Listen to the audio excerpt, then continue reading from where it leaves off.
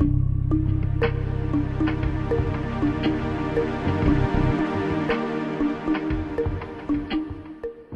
à toutes et tous et bienvenue dans la chambre noire de Goupil pour une nouvelle vidéo de tuto sur le Canon EOS R6. Donc si vous vous demandez pourquoi je suis pas au point, c'est parce que j'ai fait la mise au point ici, c'est bien plus important bien évidemment, et si j'ai pas réussi à avoir une tête correcte, c'est bien évidemment que la balance des blancs est réglée sur l'écran, donc j'ai l'air orange, voilà tout simplement. Donc je fais cette vidéo pour vous montrer une base de comment je règle mon EOS R6, donc comme tuto ça va me ressembler à beaucoup d'autres, mais là je vais plus vous expliquer ma façon de voir les choses, donc je passerai peut-être sur certaines choses, et il y aura bien évidemment d'autres tutos après, par exemple sur le timelapse ou les choses dans le genre que je n'ai pas encore abordé. Et basiquement, enfin tout le monde se débrouillera de la même façon, il n'y a pas de réglage particulier avec ça. Donc voilà, je vais vous parler des réglages du EOS R6, ça vous permettra peut-être d'avoir une base et de vous montrer comment je l'utilise. Donc là, on arrive au premier onglet. Donc en fait, si j'ai un petit peu des problèmes, c'est parce que je l'utilise souvent en tactile, mais là, je peux pas vraiment. Donc moi, je me mets en RAW, pas en zéro. C'est pas un problème de, enfin, c'est un problème de compression, oui, mais c'est pas un problème de qualité d'image. C'est plutôt que, je fais ça généralement parce que si vous faites ça sur des appareils photo à beaucoup de mégapixels, c'est pas le cas sur les EOS R6, mais si vous retouchez beaucoup de photos en même temps sous Lightroom, il se peut que le processeur ait un petit peu des problèmes au bout d'un moment à gérer ça, et donc si vous avez un ordi un peu borderline, c'est mieux d'avoir un RAW où il ne va pas avoir avec son processeur à avoir à les décompresser, et donc ça prendra moins de place dans le processeur, même si ça vous utilise normalement pas de RAM, au bout d'un moment le processeur n'en pourra plus. Donc je préfère mieux avoir du RAW, d'autant plus que si vous regardez ici, le RAW du Canon EOS R6 est vraiment tellement petit que lorsque je suis en JPEG large plus RAW large, j'ai là une carte 64 Go en 90 émosecondes, ce qui suffit amplement pour commencer avec le Canon EOS R6, parce qu'on vous dit souvent que le EOS R6 est très cher, mais par exemple si vous voulez avoir des très bonnes performances sur un A7 III, il faudra plutôt aller sur des TUF qui vont avoir une écriture à 300 émosecondes. Alors que ça, vous pouvez prendre la première carte qui vient en photo, pas en vidéo par contre, et le buffer est assez large pour vous permettre de quand même faire déjà 80. Là en 90 émosecondes, je peux faire une rafale de 99 photos, ce qui est déjà plutôt pas mal. Donc avec 64 Go, vous pouvez avoir déjà à peu près 1673 photos.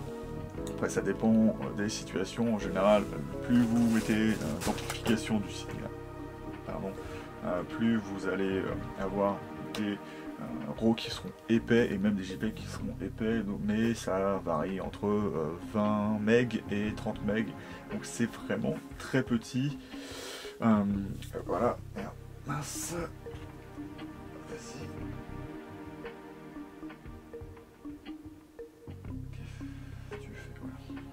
Donc ça a dû un peu perdre le...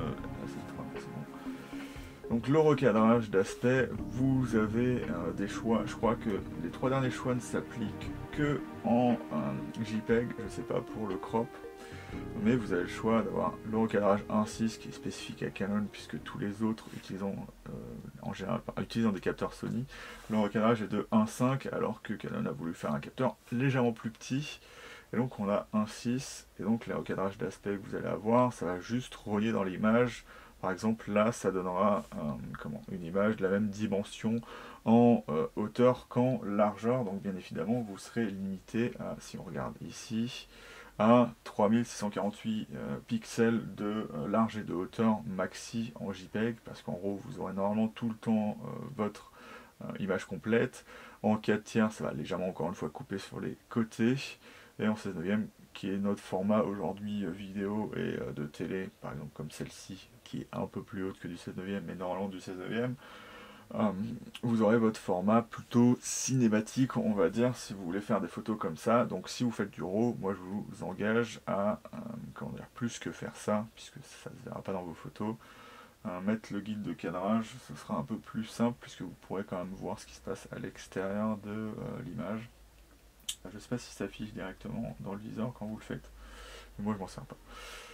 Hop, voilà, donc ça je trouve pas Alors, voilà. Donc là, on va avoir la correction d'expo, et donc là, on peut choisir voilà, le nombre de vues. On a EB, et donc là, on peut décaler l'exposition. On peut pas en faire plus que 3. Apparemment, on peut en faire que 3. Ok. Donc voilà. Pour régler la sensibilité ISO, donc le mieux c'est bien évidemment de le faire via vos réglages externes sur le boîtier. Et ce qui va être intéressant ici, donc là je suis à 8000 ISO parce que je suis en intérieur et ça passe très très bien. Donc on a la plage d'ISO, là vous pouvez la choisir, donc là il y a 100, et moi j'ai mis, comme vous le voyez, la plage étendue, surtout pour faire des tests. Ça c'est pas trop utilisable, hein. Je pense que la meilleure plage c'est 80 jusqu'à 80 000 ISO, mais c'est bien de les avoir quand on a besoin. Et ce qui va être intéressant, c'est que là on a une plage auto. Si vous aimez travailler en auto, moi je travaille que en auto, en vidéo, mais je l'ai quand même mis ici. Donc on va voir le réglage de 100, à savoir qu'en ISO auto vous n'aurez pas la possibilité d'avoir la gamme étendue. Donc là on peut aller jusqu'à 51 000. Ce qui est marrant, c'est qu'on peut pas mettre 80 000 alors que 80 000 est dedans.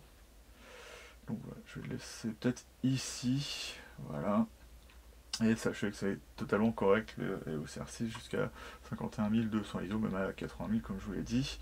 Et donc vous pouvez aussi, en mode auto, mettre comment dire, une priorité à votre obturateur, à savoir que là, vous pouvez le régler en automatique, plus rapide ou plus lent, ou en manuel, vous pouvez lui dire une vitesse spécifique auquel il ne va pas descendre en dessous. Donc là, c'est un 125e. Donc le HDRPQ, j'ai une vidéo là-dessus, ça vous permet de faire les fichiers AIF, donc vous l'activez à l'intérieur. La correction de luminosité, moi je m'en sers pas puisque je travaille pas sur les JPEG, la priorité haute lumière non plus, parce que en fait ce que ça fait, c'est que pour faire un fichier de plus grande dynamique, il va prendre, comment dire ça, il va mixer plusieurs ISO, donc vous êtes limité à votre ISO le plus haut. On va attendre un peu de la plage. Hop, la prise de vue anti-scintillement, d'habitude je l'active, ça me permet de voir aussi quand je suis dans cette zone où les lampes sont, comment dire, en certain rafraîchissement, on va dire ça, sauf que là je ne le mets pas parce que, d'ailleurs je pourrais le remettre, je vais le remettre parce que je n'utilise pas l'obturateur électronique, parce que l'obturateur électronique fait des retouches bits, notamment 20 images par seconde, et vous perdez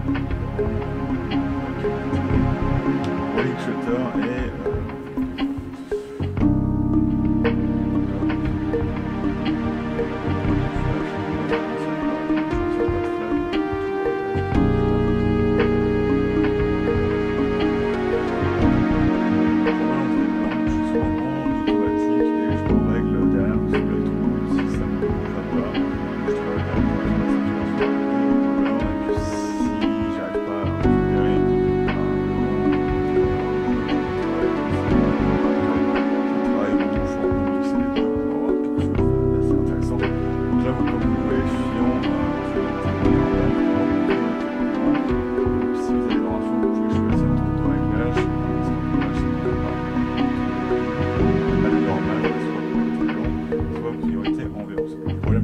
ça, c'est qu'on peut pas, je suis obligé de le laisser sur blanc pour pouvoir après partir du blanc pour redonner un peu de naturel à la lumière, alors que l'ambiance est vraiment trop fort en fait.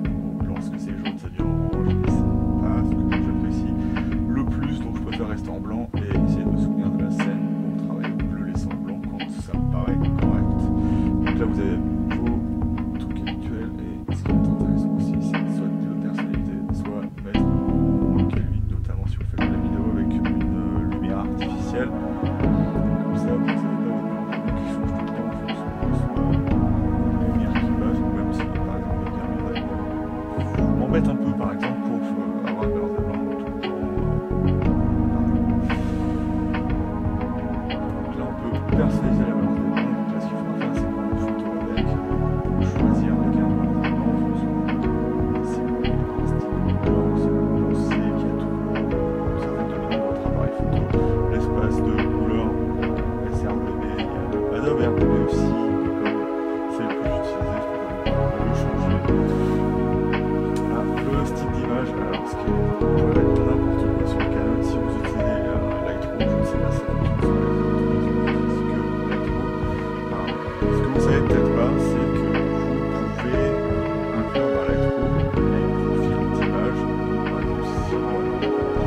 avec le A7 III, Lightroom reconnaît le profil d'image de Sony et le profil de Sony à part là de mettre dans le base.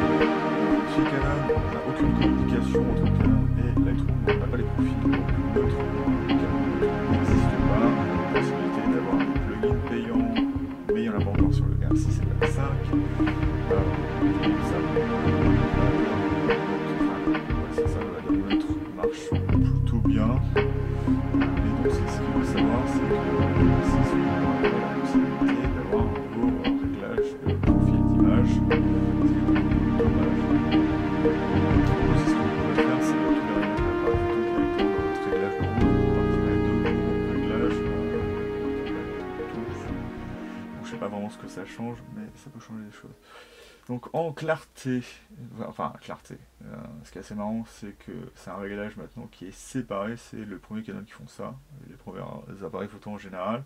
Là on va voir la correction de l'aberration des objectifs, je laisse pour le vignettage, en fait ça va être que géré dans les JPEG dans cet appareil photo. Si j'explique ça, c'est que bien évidemment il y a d'autres appareils photo qui ne réagissent pas de la même façon si vous utilisez un Z6, enfin si vous avez utilisé un Z6. Il vaut mieux le mettre parce que sinon il ne s'activera pas dans Lightroom, c'est un profil incorporé au RAW et vous ne pouvez pas l'enlever ou le remettre comme vous voulez, alors que chez Canon, comme tous les appareils photo avant, il faudra l'activer dans Lightroom et c'est Lightroom qui reconnaîtra votre objectif. Donc la réduction du bruit en expo longue, j'ai mis sur off parce que comme j'ai l'habitude de faire des photos d'étoiles, lorsque vous faites du stacking, c'est bien d'enlever ça. Et moi, j'irai jusqu'à enlever les JPEG parce que ça permet à l'appareil photo d'aller plus vite. Et donc c'est du temps gagné pour faire les autres photos qui serviront à votre stacking, à savoir que évidemment les étoiles ont trop bougé pour pouvoir continuer à faire des photos. La réduction du bruit, je la laisse sur les JPEG, mais ça, du coup, ça ne sert à rien. Et cet onglet, effacement de poussière, je m'en sers pas non plus. Mais ce qui peut être intéressant avec ça, c'est lorsque vous êtes dans une situation où vous vous apercevez que vous avez de la poussière sur votre capteur. Ce qui peut arriver, hein, même si vous avez l'obturateur qui se ferme lorsque vous changez l'objectif, hein, la poussière ne va pas partir de l'appareil photo comme ça. Enfin bref, ça vous permet, si vous prenez une photo et s'il arrive à voir qu'il y a des poussières sur le capteur, de, en gros, créer une retouche qui va enlever ça sur toutes vos photos, donc ça peut aider, mais le mieux c'est d'avoir bien évidemment un appareil photo propre. Exposition multiple, donc là on va avoir le nombre d'expositions qu'on peut avoir, hop, donc on peut en avoir jusqu'à 9, donc c'est le bracketing, hop, tac, tac, tac, sans gain,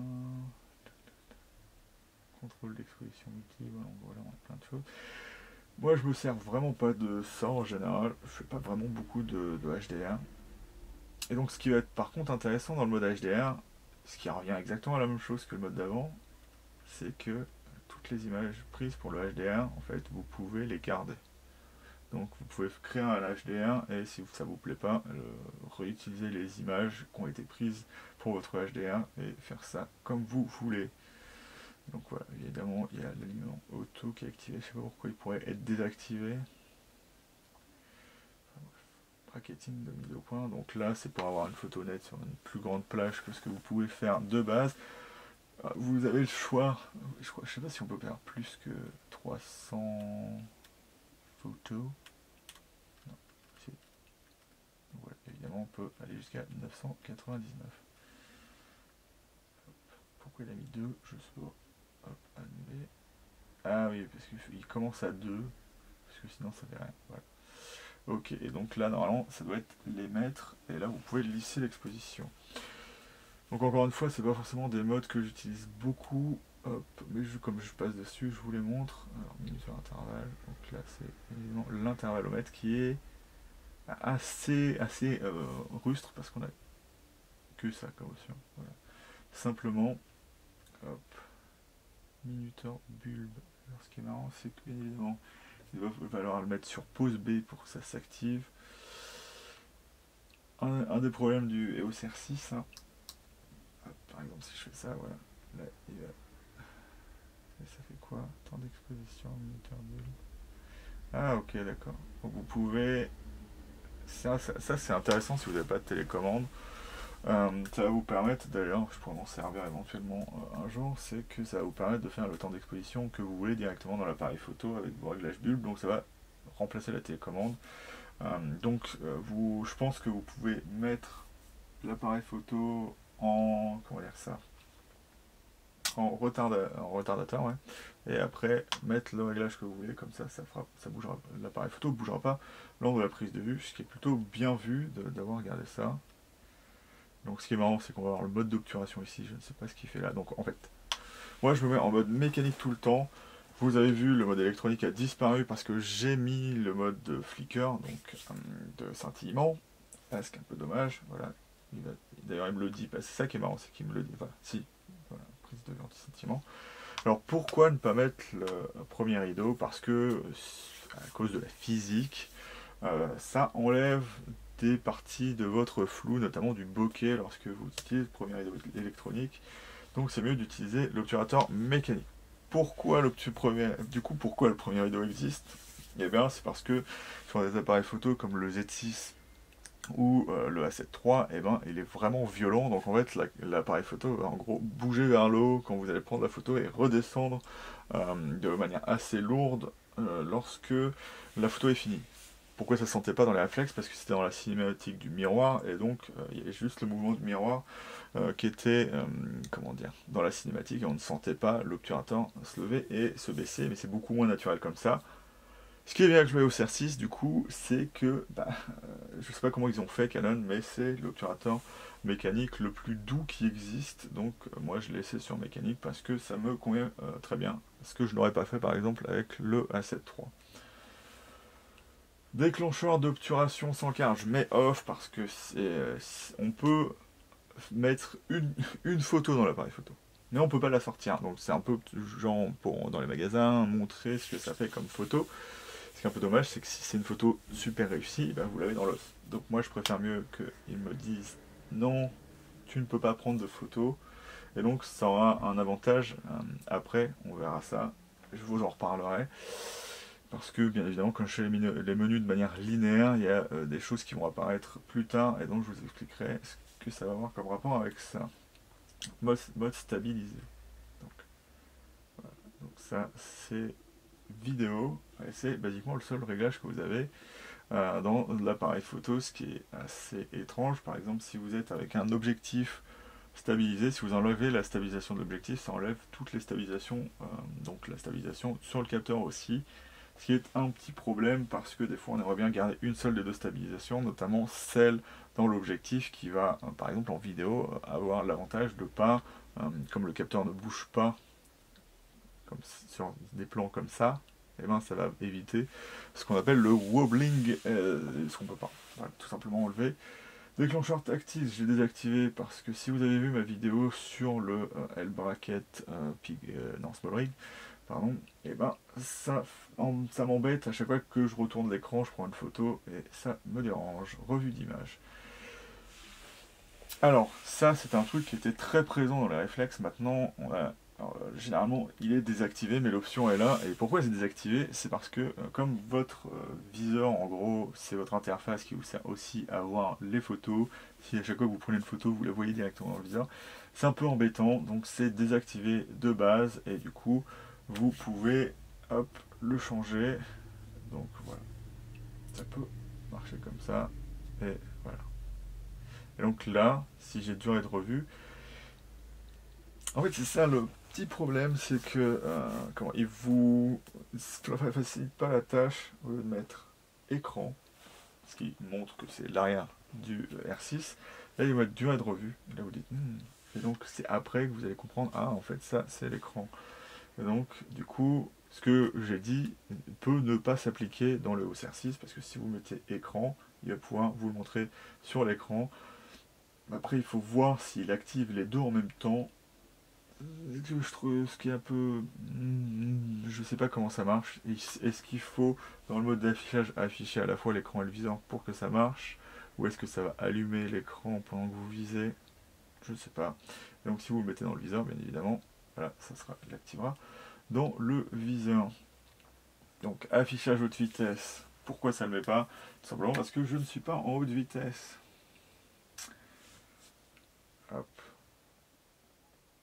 tac. Donc on va peut-être se mettre là-dessus, juste pour vous montrer.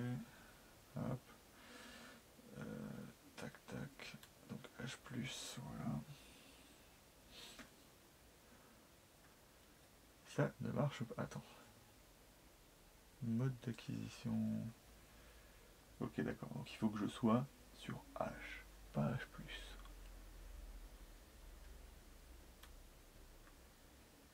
Menu.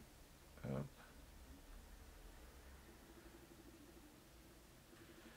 Donc ça, je crois que c'est ce qui était arrivé avec le dernier firmware. Affichage audit test. Ah, ok, d'accord. Donc qu'est-ce que ça va faire? Basiquement, si je fais ça... Waouh.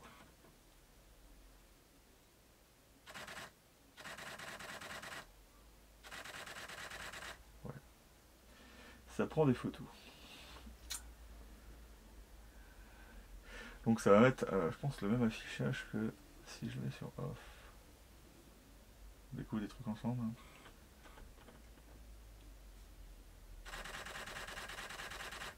Ça ne change absolument rien.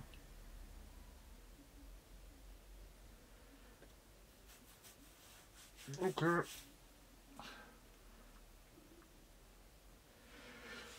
Donc le délai de mesure, ce qui est assez marrant avec ça, c'est que...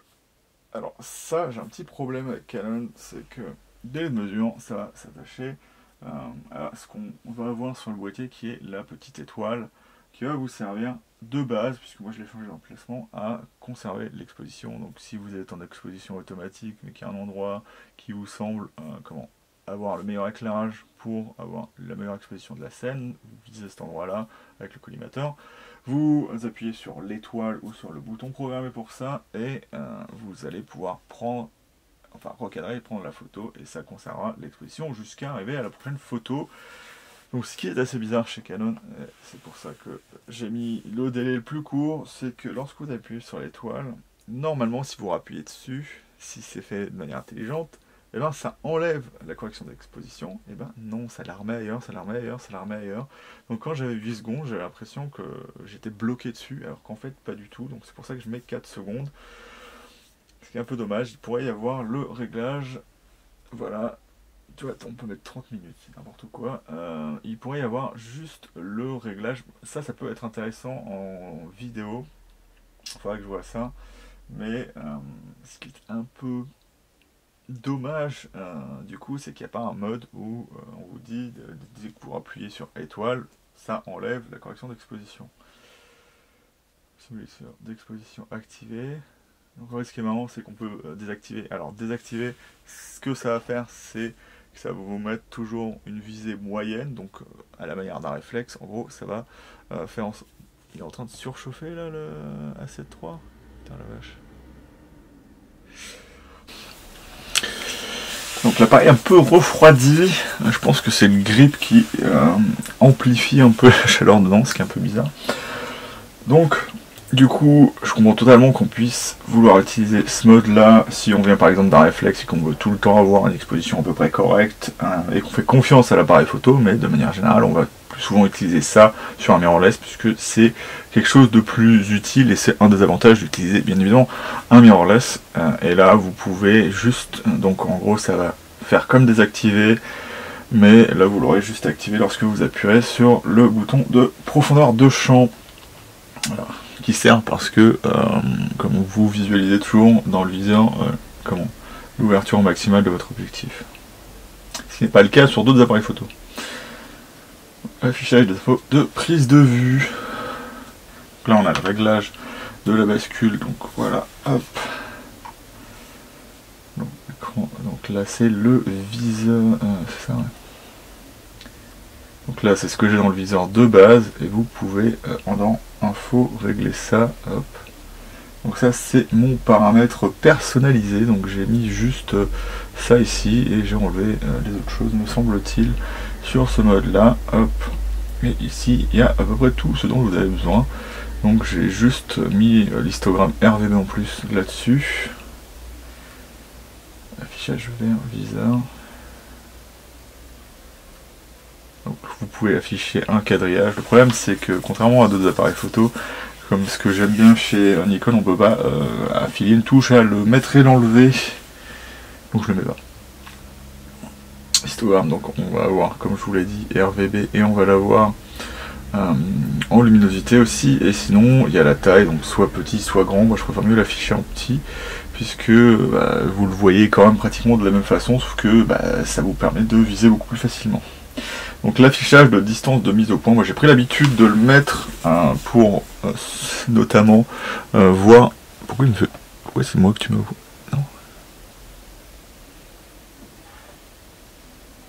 Non, il est mis au point là. Donc je l'affiche sur toujours pour pouvoir voir si l'autofocus se fait correctement. C'est une habitude que j'ai pris depuis le Fujifilm X-T4. Ce qu'il faut savoir, c'est que pas tous les appareils photo l'affichent. Je crois qu'il n'y a que les EOS, oui, R, donc les Canon et les Fuji qui peuvent vous permettre de faire ça. Donc voilà, vous avez ce que vous pouvez avoir ici. Voilà, là c'est le réglage, j'ai regardé sur l'écran. Donc là vous avez plus de réglages différents, puisque vous avez évidemment votre dernier réglage qui vous permet d'afficher juste les paramètres que vous avez sur votre appareil photo, et donc vous voyez juste dans le viseur après. Voilà.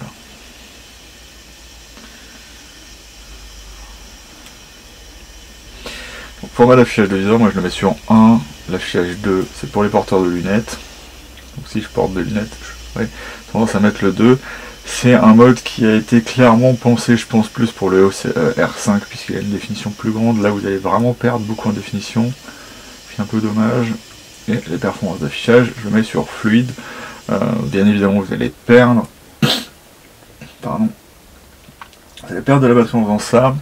Mais moi, ce que je conseille de faire, c'est au lieu de mettre juste l'affichage du viseur ou de l'écran, moi je vous engage à mettre les deux, parce que comme ça, quand vous n'avez pas l'œil dans le viseur et que vous vous déplacez et que vous ne voulez pas attendre l'appareil photo, et ça vous remettra sur l'écran, ce qui vous mangera moins de batterie que de le laisser tout le temps sur le viseur.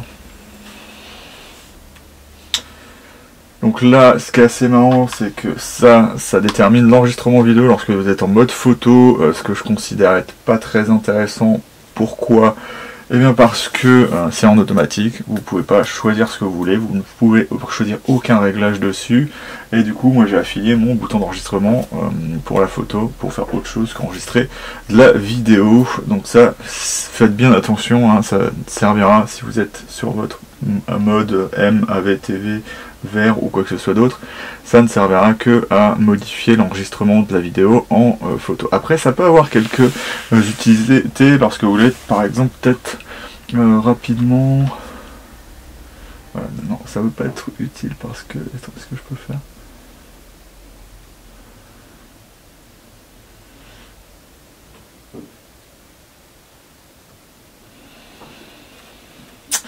Ce qui va être dommage du coup, c'est que là, comme vous le voyez, je peux pas régler... Par exemple, ce qui aurait été intéressant, c'est de pouvoir régler ça pour faire de la vidéo, ce qu'on appelle de la caméra lente, mais on ne peut pas faire ça.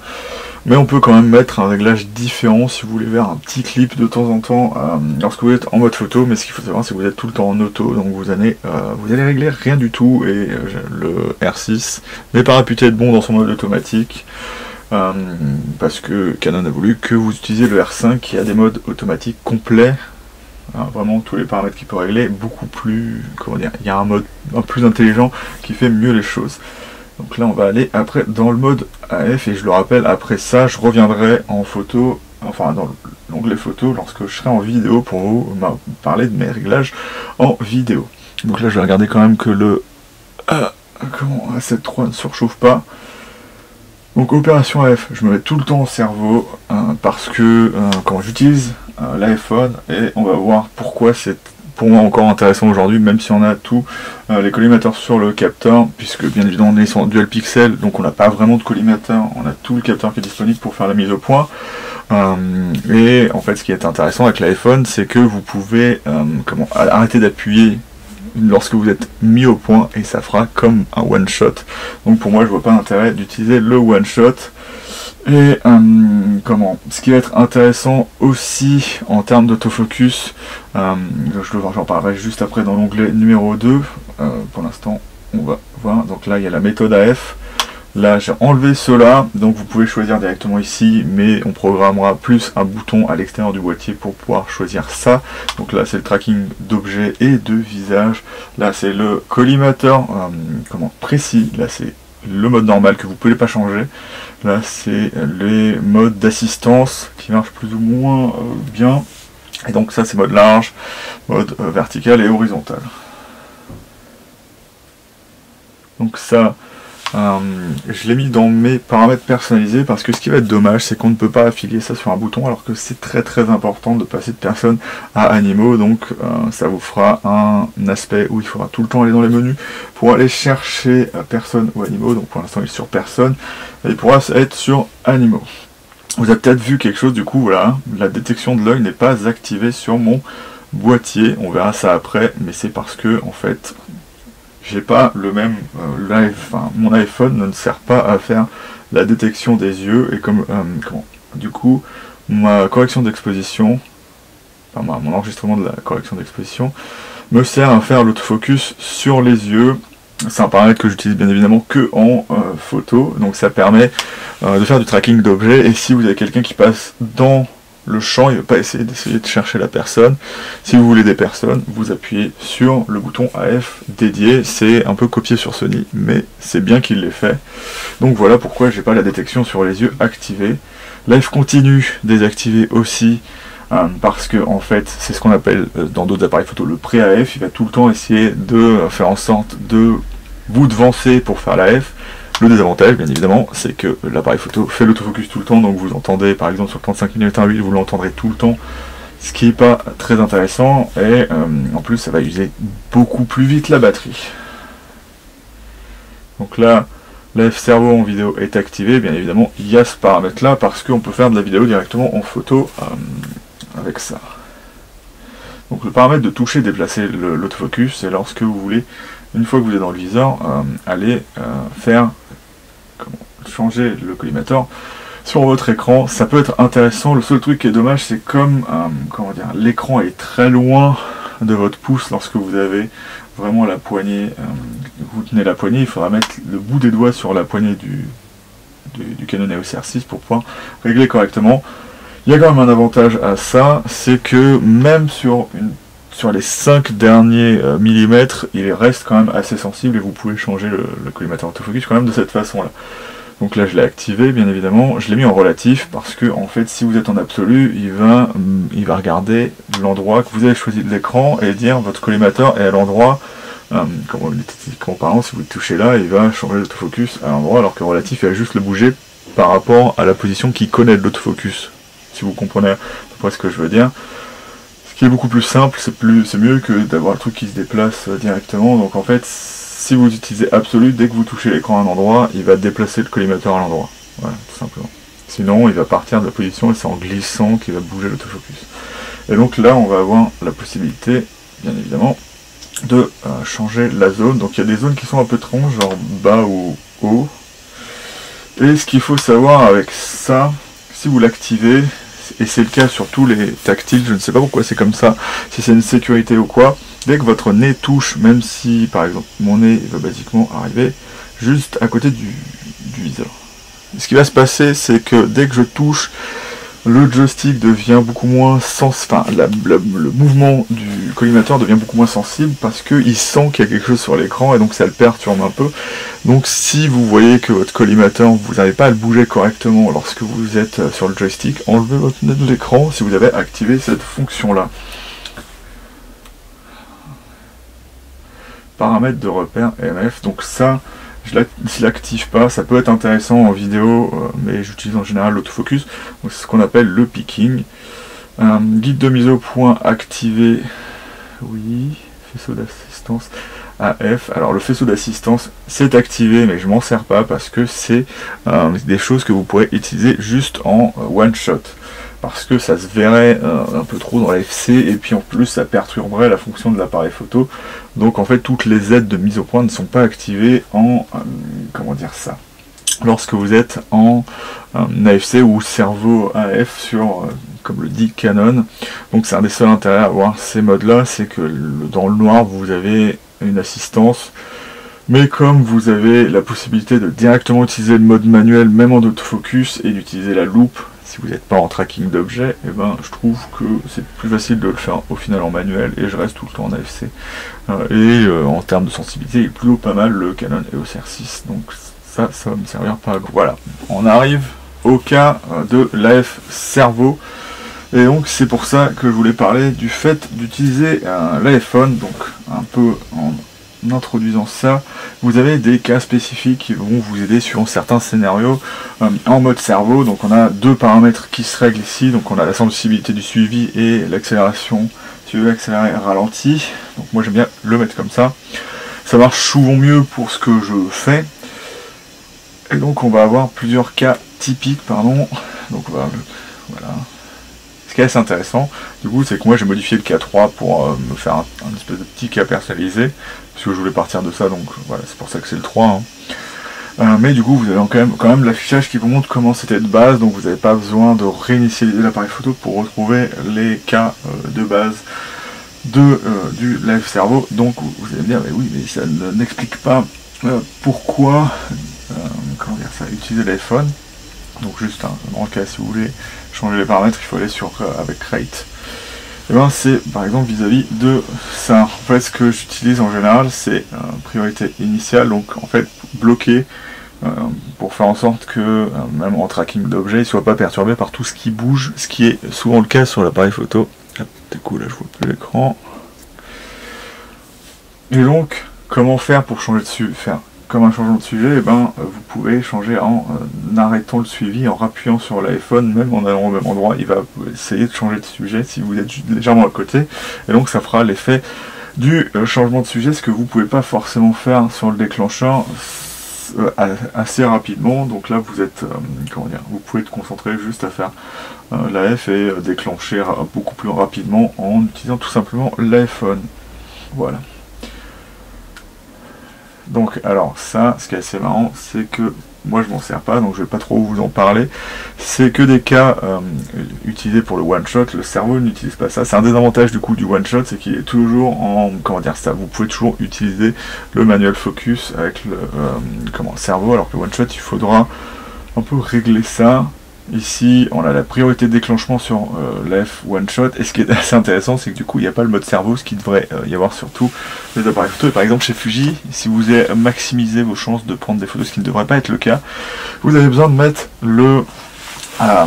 l'AFC, ou du coup le cerveau chez Canon, en mode priorité à la mise au point, ce que fait le one shot, puisqu'il fait la mise au point, il bloque la mise au point et vous prenez une photo, donc c'est un mode plus posé, alors que l'AF cerveau est censé tout le temps chercher. Et donc il se peut que pendant que vous fassiez votre rafale, vous soyez légèrement flou, ce qui n'est pas anormal, et si vous voulez perdre de la rafale, ben, vous utilisez le mode priorité à la mise au point, parce qu'il va toujours attendre que la mise au point soit faite pour vous faire prendre des photos en suivi. C'est pas du tout pratique, et donc Canon l'a tout simplement pas mis. Hop. Pilotage AF impossible, donc j'ai mis sur off, sur on. Attends, cesser la recherche de points. Non.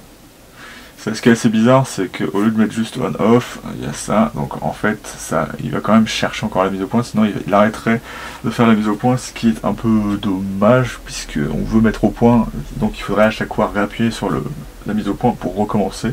Donc je laisse sur on.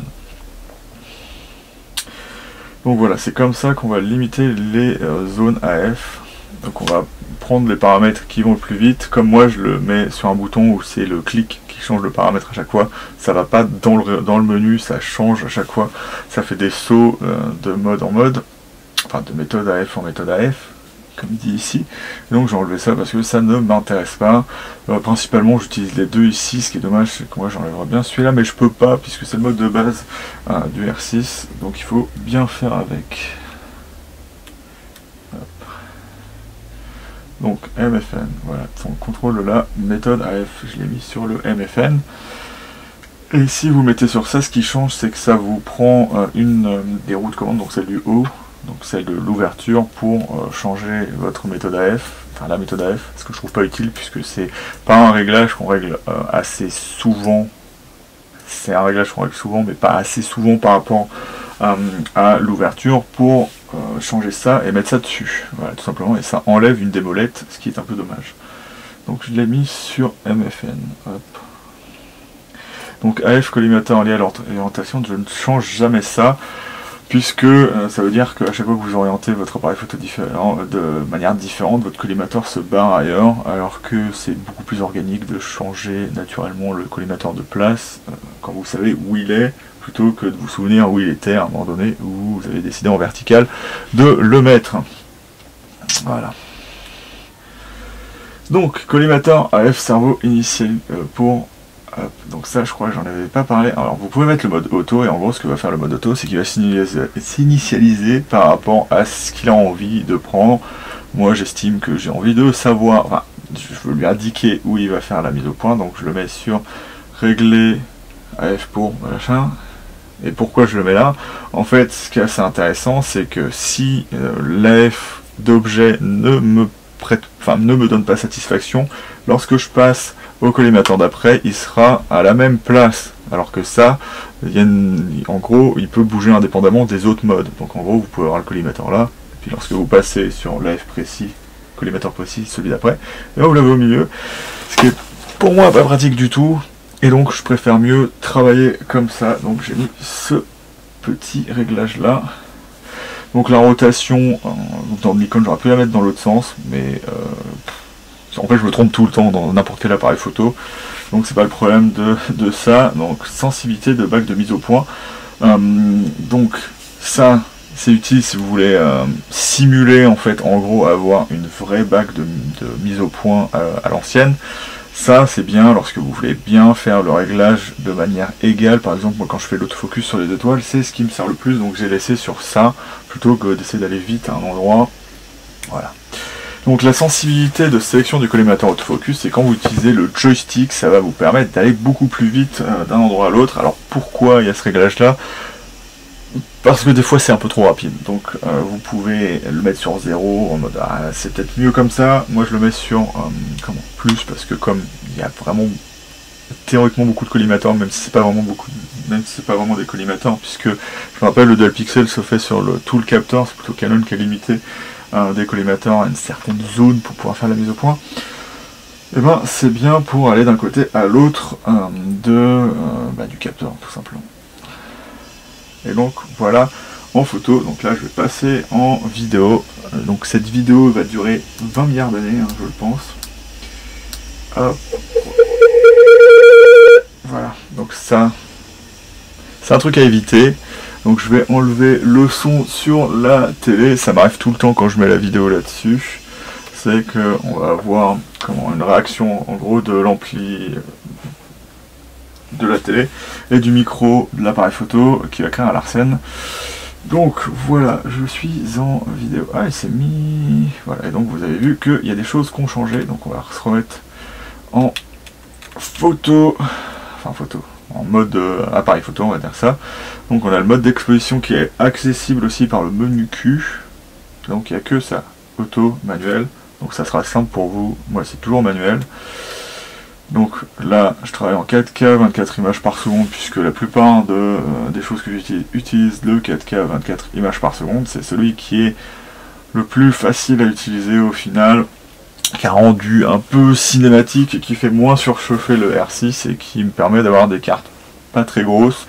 Et pour l'instant, comme j'ai pas encore beaucoup de disques externes et que j'ai acheté un bon ordi mais avec un SSD de 512 Go, je préfère rester là-dessus. Et là vous pouvez aussi régler la cadence rapide. Comme vous le voyez, elle est accessible là alors qu'elle n'était pas accessible dans la vidéo dans le mode photo. Donc c'est là, je sais pas souvent de ça, donc voilà. Vous pouvez aussi recadrer en 1.6, donc si vous faites le recadrage de film, par exemple là j'ai le 35 mm, si je voulais aller vers 56, je crois que chez Canon ça fait avec le cadrage 1.6, et ça me ferait basiquement une optique qui me ferait deux types de cadrage, tout simplement, avec une déperdition bien évidemment dans les ISO et dans la dynamique et un peu tout ça. Donc l'enregistrement de son, je l'ai mis en manuel. Le micro interne est vraiment plutôt pas mal du R6. Alors moi, pour régler le micro manuel, donc là c'est ça qui a tapé dessus, hein, c'est pour ça que ça fait un gros pic. Et ben je me fie visuellement à ça. Donc j'utilise jamais vraiment d'écouteurs. Et après, donc j'ai réglé ça. Ce qui est un peu marrant, c'est que vous réglez ça à peu près comme vous pensez. Et j'enlève les filtres qu'il y a dessus parce que s'il y a un truc pas efficace dans le R6, c'est bien ça. Votre voix devient aiguë et c'est pas très intéressant. Ou il n'y a même plus de son à un moment donné, il va enlever le vent et enlever votre voix. Donc je préfère mieux pas le mettre. Après, on a bien évidemment la correction d'exposition, mais hop, ça ne se fait, c'est en gros le réglage que vous auriez à l'extérieur du boîtier, et comme vous êtes en vidéo, vous ne faites pas de bracketing. Là, la sensibilité ISO, donc voilà, là j'ai mis la plage ISO, et donc en vidéo, en auto, on va pas pouvoir aller plus loin que ça. Donc je reste à 25600 ISO. Donc on peut mettre en HDR, donc comme le C-Log, le HDR passe en 10 bits, et donc c'est là où la galère commence, puisque vous êtes en H265 422, et donc ça devient très dur pour votre ordinateur, et ça va vous demander de repasser tous vos rushs en H264, donc ça peut être un peu embêtant, à part si vous savez que vous avez fait une prise vraiment très bien, et que vous pouvez attendre de voir genre des tranches de 20 ou 30 secondes suivant l'ordi que vous avez. Donc voilà, là parce que je suis en C-Log, donc je vous montrerai pas ça puisque c'est mon mode de fonctionnement de l'appareil photo. Voilà, ça je suis un peu mitigé, je l'ai désactivé parce que ce qui est bien c'est que lorsque vous filmez quelqu'un d'autre, ce que je ne fais pas puisque je suis tout seul, ça peut être intéressant pour pouvoir changer l'exposition sans que ça se voit trop. Simplement. Donc en gros, à l'incrément en 1/8, ça fait que vous tournez la molette pendant 15 ans, vous allez enlever 2 stops. Donc ça me pose des fois problème. Ça m'a posé le problème une fois, je voulais me vloguer à l'extérieur et je me suis aperçu que j'étais à F2. Parce que en fait il y avait l'incrément en 1/8, donc c'est pour ça que quand je suis tout seul, j'aime pas trop l'utiliser. Donc là la balance des blancs, je l'avais pareil qu'en photo. Après, ce qui serait bien, c'est que lorsque j'aurai de l'éclairage approprié en intérieur, hein, pas comme les trucs qui me font des méga cernes, méga ombres, ouais, super. Et ben, je mettrai ma balance de blanc Kelvin normalisée avec la lumière la plus présente dans l'écran. Et puis voilà. Donc, on peut personnaliser la balance des blancs, on peut faire une correction, bien évidemment. Et j'ai pas de style d'image parce que je suis en Canon Log. Alors ce qu'il faut savoir, c'est qu'avant d'avoir le Canon Log, vous n'avez aucun réglage des paramètres ici. Donc on a l'aide d'affichage en fonction, je ne le mets pas des LUT qu'on va mettre dessus parce que je ne règle pas avec des LUT, c'est peut-être un problème. Et comme vous l'avez vu, je suis pas encore très calé là-dessus, bien que je m'améliore et que j'arrive plus ou moins à retoucher maintenant avec la courbe en S et directement les waveforms. Enfin bon, c'est pas encore là. Donc je me mets en neutre plutôt que de me mettre en cinéma original et je me mets en BT 2020. C'est en gros l'espace HDR. Donc ça peut aider pour ça et donc vous pouvez un peu régler des paramètres ici légèrement pour votre C-Log. Donc on peut bien évidemment du coup pas régler la clarté non plus. Ici l'aberration chromatique elle est réglée bien évidemment. Je sais pas si je réglerai la distorsion. En photo, en vidéo, non, ça me dérange pas. Hop. Puisque là, en fait, la correction de la distorsion, le problème c'est que ça enlève du cadrage, surtout sur les grands angles, donc je préfère mieux pas la laisser, puisqu'elle apparaîtra bien évidemment sur des objectifs plus larges que ce 35 mm. Alors là, je suis à combien? À 14 minutes. Donc bien évidemment, je mets de la réduction de bruit, puisqu'on n'est pas en RAW. HDR. Hop. Ce qui est assez marrant, c'est que avec l'HDR PQ, on a l'HDR PQ et l'HDR, donc l'HDR est sur off parce que je suis en C-Log. On peut faire de la vidéo timelapse, mais je suis encore une fois en C-Log, donc si vous voulez faire le timelapse vidéo, il faut vous mettre pas en C-Log. Je ferai bien évidemment une vidéo là-dessus, mais c'est pas le sujet. Ici, on a un retardateur vidéo, télécommande, enfin c'est le truc habituel. Mode stabilisé. Alors ce qui est assez marrant, c'est on a voilà, stable numérique où on n'en a pas. Vous avez fait aussi accès à ça dans le mode Q. donc ça va recadrer et encore recadrer ici. Donc normalement l'optimiser est la meilleure des trois, mais vous vous retrouvez avec beaucoup enfin c'est très rogné sur l'image. Donc le déclencheur, on ne sert jamais. Donc je l'ai laissé ça de base. Délai de mesure, c'est la même chose qu'en photo, mais ça pourrait être intéressant des fois, une fois de temps en temps, si je veux bloquer l'exposition, de le mettre sur un temps genre 30 minutes. Donc ça ferait le temps de l'enregistrement si j'ai besoin. Les zébrures, je préfère mieux pas le mettre parce que des fois il l'affiche alors que c'est pas si surexposé que ça. Donc on a bien évidemment tous les paramètres qu'on va voir ici, sauf que ce qui est dommage avec ça, c'est que ça disparaît dès qu'on se met à faire l'enregistrement. Donc le quadrillage, ça ne sert à rien, l'histogramme non plus, et l'audio s'affiche que quand vous êtes en manuel. Si vous êtes en auto, ça ne va pas marcher. Le A7 III, elle va encore surchauffer là, donc il va falloir encore que j'attende pour continuer à faire la vidéo. Donc comme quoi les Sony, ça surchauffe. Donc j'ai encore affiché les distances de mise au point. Hop. Mais ce qui est assez marrant, c'est quand même juste le réglage des paramètres vidéo, mais il y a des paramètres en commun, et ça ils vous le disent pas forcément. Alors tout le reste là, ça va fonctionner pour les deux, mais là, le contrôle de surchauffe. Alors ce qu'il faut savoir, c'est que tous les tests que j'ai fait sur le Canon EOS R6, même sur le A7 III, j'ai laissé le contrôle de surchauffe activé pour qu'il ne devienne pas trop chaud, notamment en extérieur, parce que comme il fait froid, je préfère mieux avoir un appareil photo qui reste utilisable après, plutôt que d'avoir une usine à vapeur, à l'humidité, qui c'est un peu problématique d'avoir par exemple un appareil photo qui devient très chaud, de la condensation et ça gèle sur le capteur. C'est pas forcément très bien, donc je préfère mieux le laisser, même si ça restera chaud, sur un truc pas trop chaud, éventuellement l'été, mais sachez que ça, bien évidemment, ça fait en sorte que votre appareil photo va s'user plus vite. Affichage HDMI, ah bah voilà, c'est ça. Donc là je peux, du coup, normalement, ça qui est marrant, c'est que là, il va falloir que je fasse quoi? Voilà, ça. Ah, c'est intéressant ça. Je le cherchais depuis tout à l'heure pour pouvoir vous faire le tuto là-dessus, sauf que ça ne marche que lorsque je suis à l'extérieur, donc ça ne sert absolument à rien. Donc ici on va voir le timecode, ce dont je me sers pas parce que voilà, je suis pas vidéaste à la base. Il faudrait que j'apprenne à utiliser ça. Et voilà. Donc là on va avoir bien évidemment, comme je vous l'ai dit, le deuxième menu qui est spécifique à la vidéo. Donc la méthode AF, là voilà, il y a tout. Et donc bien évidemment ici la détection des yeux est activée puisque je me filme, donc je ne vais pas utiliser un bouton précis pour faire l'autofocus sur les yeux. Donc là c'est les personnes puisque je suis pas un animal, enfin si un être humain, mais comme c'est défini personne ou enfin bref, voilà.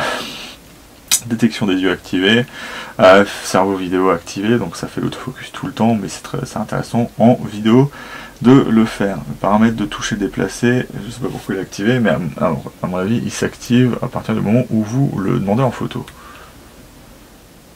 Donc en fait ça peut vous permettre de changer le collimateur lorsque vous êtes dans le viseur, donc quand vous filmez autre chose que vous-même. Paramètre de repère MF, voilà, donc on est encore dans le picking. Le guide de mise au point activé. Alors ça, le guide de mise au point, ce qui me semble, c'est celui où j'ai un tuto là-dessus, donc je vous laisserai aller voir, où il y a les petits triangles qui vont vous indiquer si vous êtes trop loin ou trop près, et bien mis au point visuellement, sans avoir de couleur ou quoi que ce soit. Hop, autofocus, donc voilà. On a la vitesse du cerveau en vidéo, donc là elle est réglée sur rien du tout, et c'est ce qui va permettre au Canon EOS R6 de devenir performant pour vous filmer. C'est pas en le mettant à 0 que l'autofocus sera correct sur vous, parce que il va essayer le plus possible de s'adapter aux conditions qu'il a. Plus c'est lent, plus il va essayer de rester accroché sur votre visage, par exemple. Donc ça rendra le vlog, l'autofocus en vlog éminemment meilleur. Et donc ça n'en fait pas un mauvais appareil photo pour vlogger si on sait comment s'y prendre. Donc bien évidemment, voilà, il faut... En fait, je le mets pas trop sur verrouillé parce que je me suis aperçu que s'il n'était pas assez réceptif, et si vous montrez quelque chose, il va rester à mettre au point sur rien du tout avant de revenir vers vous. Donc, comme d'hab, ça va demander un petit peu de recherche de votre part, et c'est là où c'est assez intéressant d'avoir un Canon, c'est que vous avez des réglages assez précis, et à la fois assez relou du coup à faire, mais c'est un peu le défaut de sa qualité, hein, c'est que ça demande d'être vraiment précis et de prendre du temps pour régler son appareil photo, ce qui n'est pas forcément le cas sur d'autres. Donc voilà, changement de suivi, je l'ai laissé sur normal, donc en mettant sur un peu plus réceptif, enfin un peu moins réceptif que 0, mais en étant en normal, ça marche plutôt bien. Donc ça oui, parce que c'est obligatoire en vidéo, je vous l'ai déjà expliqué en photo. Là-dessus, j'ai laissé tous les modes, mais je reste tout le temps sur celui-là au final. Donc c'est pareil qu'en photo, à mon avis, voilà, il y a des réglages qui ne changeront jamais de photo à vidéo.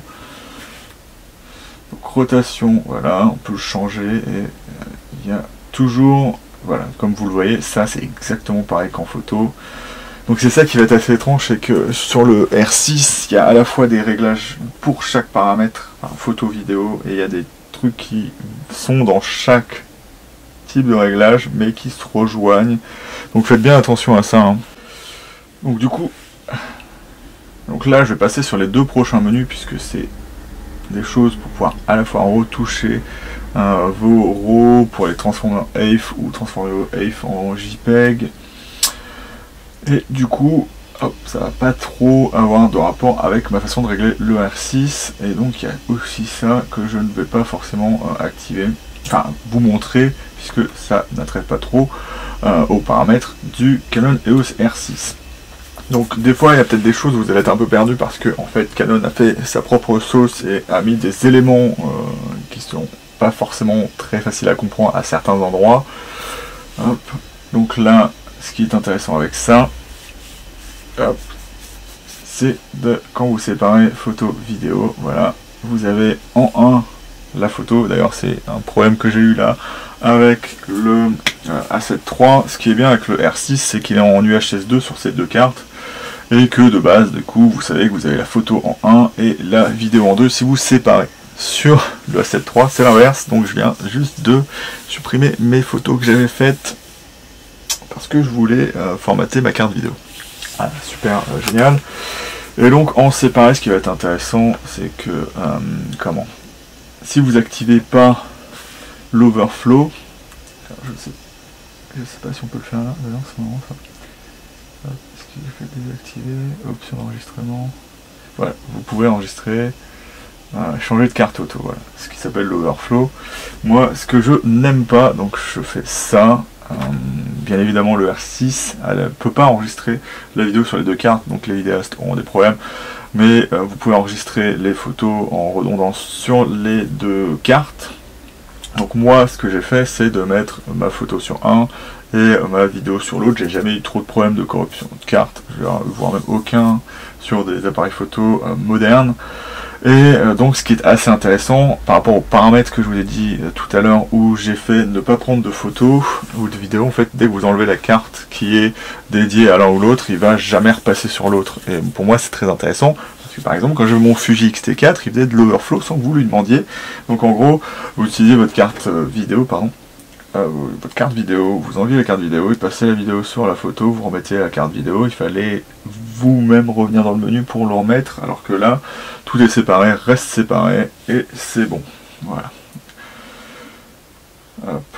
Donc bien évidemment, je mets les numéros de fichiers en continu, les noms de fichiers, en gros, G, hop, R61G, voilà, ça c'est mon nom d'utilisateur.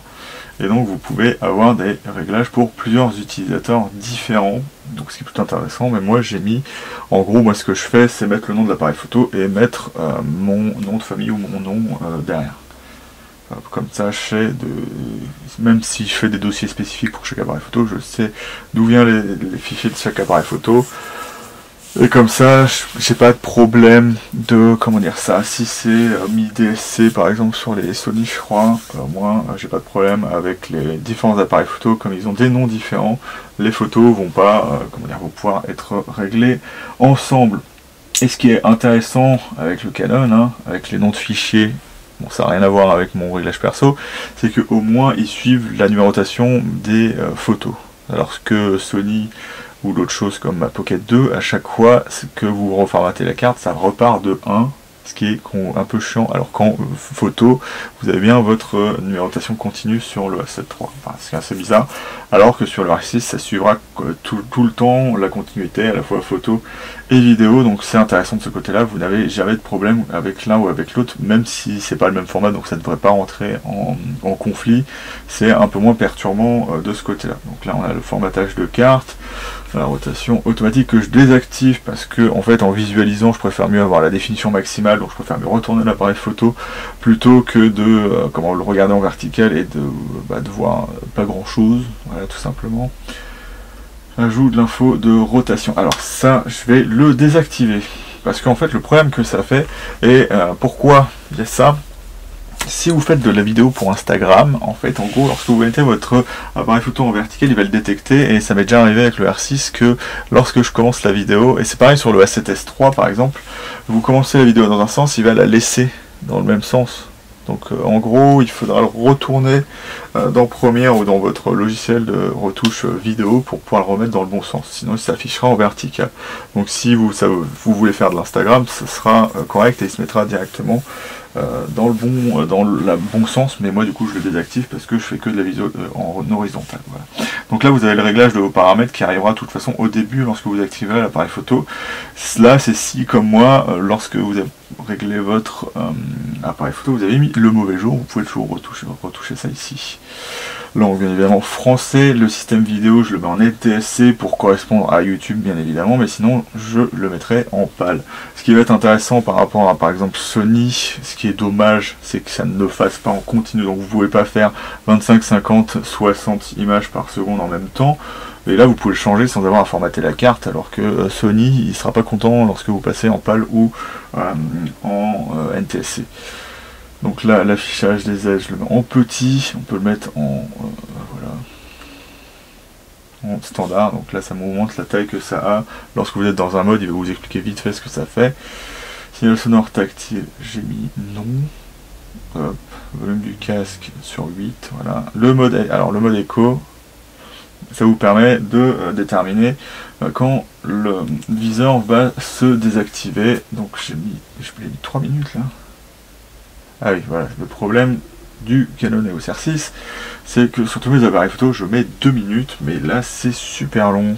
Bon, pour moi, 1 minute, je sais pas pourquoi, c'est un petit peu trop court, donc je préfère mettre 2 minutes.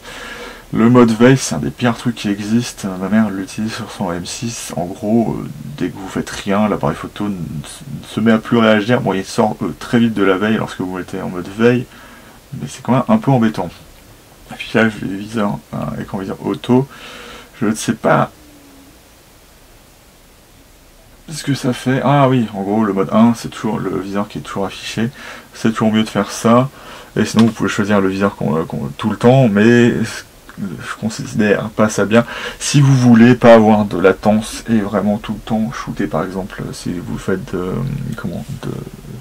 du téléobjectif, d'animaux sauvages et que ça a besoin d'être rapide, vous activerez ça, mais si vous faites de la photo où vous n'êtes pas tout le temps dans le viseur et vous vous déplacez, c'est mieux de laisser bizarrement l'écran arrière allumé puisque ça va pas drainer toute la batterie, parce que le viseur en mode FPS, donc fluide, il va drainer la batterie beaucoup plus vite que l'écran, donc c'est bien d'avoir un passage de l'un à l'autre, ça use moins votre batterie au final. Donc ce qui va être un peu... Ce que j'aime pas trop, c'est la même chose sur Sony, c'est que vous avez un réglage maintenant automatique du viseur, ce qui n'était pas le cas avant le firmware 1.2.0, mais l'écran est toujours en automatique, donc souvent il est plus flatteur en exposition que le viseur, donc faites vraiment confiance à votre viseur maintenant qu'il y a le mode auto, et des fois l'exposition c'est toujours mieux dans le viseur que ce que ça peut être sur l'écran arrière, et l'écran arrière vous le verrez quand même des fois un peu mieux, mais maintenant avec le viseur auto c'est beaucoup plus simple, même en plein soleil, de prendre des photos. Donc là je le laisse de base sur ce que règle Canon, j'ai pas de raison de le changer. Donc ça, agrandissement UI, c'est genre taper sur l'écran pour pouvoir agrandir. Je pourrais faire oui, j'ai pas de problème avec ça. Résolution HDMI auto, donc ça va le mettre en fonction de votre écran. Donc ça c'est un 1080, donc il va se mettre en 1080, mais sinon vous pouvez le mettre en 1080p.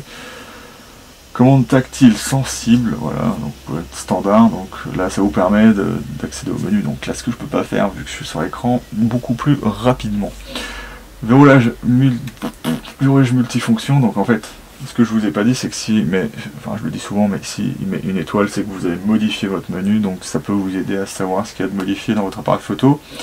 Alors ce qui va être intéressant là, c'est que c'est le bouton de lock qui est ici, sur l'appareil photo, et en fait, là du coup il va vous indiquer ce que ça règle, et moi je fais ça parce que ça peut être une des peurs quand on met l'ISO sur une roue, et c'est pour ça par exemple que Nikon ne le fait pas, mais je préfère avoir toutes mes molettes comme point 1 paramètre d'exposition, même si l'ISO c'est plus de l'amplification qu'un vrai paramètre d'exposition. Et ben comme ça me permet de bloquer si des fois par exemple j'ai la sangle qui traîne contre moi et que la roue codeuse se mette à tourner. Et donc c'est le seul truc que je bloque. Je pourrais bloquer aussi l'écran arrière avec ça. Ce qui est marrant c'est que ça l'affiche pas. Ah si, c'est là, l'écran. Hop, voilà. Ce qui est intéressant pour moi d'avoir juste une roue codeuse et pas un D-pad, c'est que du coup, pour la même raison, le coller contre soi, ça va pas enclencher un menu comme ça le fait souvent sur mon F7 III et ça m'énerve. Donc voilà.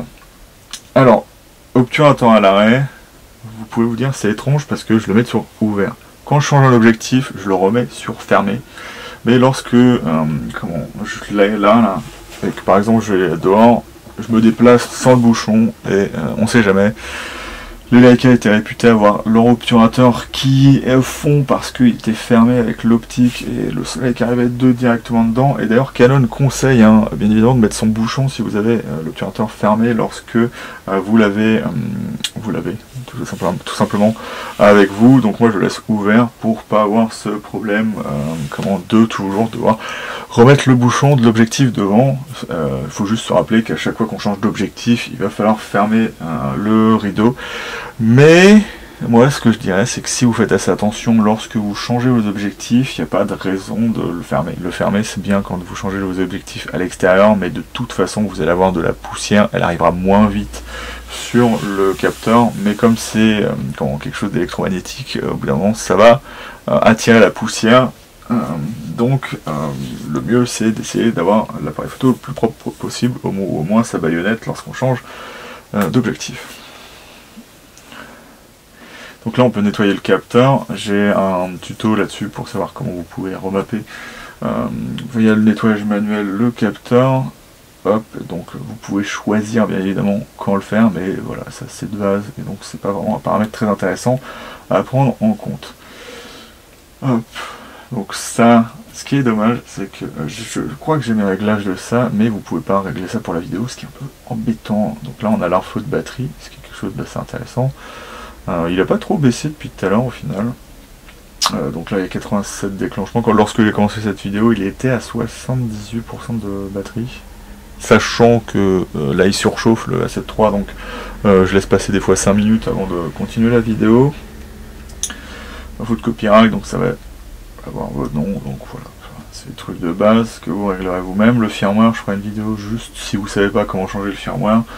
Et vous pouvez bien voir qu'il est sur le dernier firmware du coup. Et donc là ça va encore être quelque chose d'assez intéressant en termes de réglage. Donc c'est dommage de l'avoir mis là, puisqu'il va falloir que je explique des trucs vis-à-vis de mon boîtier en particulier, vis-à-vis de ce que j'utilise comme l'autofocus et tout ça, parce que c'est pas c'est fait d'une certaine façon qu'il faut aller jusque là pour avoir la personnalisation du boîtier. Donc là on a les incréments qui sont de base, ça va souvent en 1 tiers ou 1 demi. Et ce qui est marrant avec les ISO, c'est que c'est souvent 1 tiers ou 1 entier, voilà, tout simplement. Donc voilà, 1 demi. Et basiquement, le ISO entier et les 1,5, c'est souvent une marque des appareils photo bas de gamme. C'était comme ça sur les EOS à 3 chiffres. Voilà. Sensibilité depuis mesure ISO auto. Donc auto. Donc ça c'est assez bizarre parce que ça peut le désactiver à un moment donné. Je préfère le laisser sur auto. Annulation de bracketing auto, donc oui, ça permet à mon avis à chaque fois que vous faites, voilà, séquence de bracketing, voilà. Alors ça, je l'ai changé, bien que je fasse pratiquement jamais du bracketing. Pourquoi je fais ça? Admettons que je tombe sur le bracketing, bon, sur le R6, c'est pas très probable, mais ça m'était déjà arrivé sur le XT4 par exemple. Je préfère mieux avoir la sous-exposition affichée d'abord, parce que ça montre que j'ai pris des photos en bracketing. Voilà, puisque en gros, vous allez prendre une photo sous-exposée, une photo bien exposée, une photo surexposée, plutôt que prendre 3 photos, dire c'est bizarre, il y en a une qui est bien exposée, après il y a une sous-exposée et une exposée sur axe. Au moins vous savez que vous avez directement fait de votre erreur lorsque vous mettez la séquence de bracketing comme ça. Et donc voilà, ce qui est assez bizarre, c'est qu'on a vu le bracketing dès le début, là, ici, et c'est là que vous pourrez régler le nombre de vues. Ce qui est plutôt assez étrange. Normalement ça devrait être dans le même menu, mais c'est pas là. Donc décalage de sécurité, donc ça c'est un réglage qui est assez intéressant lorsque vous faites de la photographie en manuel. Ce qui est bien, c'est qu'ils ont un peu copié Nikon au fur et à mesure, Canon. Et donc maintenant, voilà, on peut savoir ce que ça fait.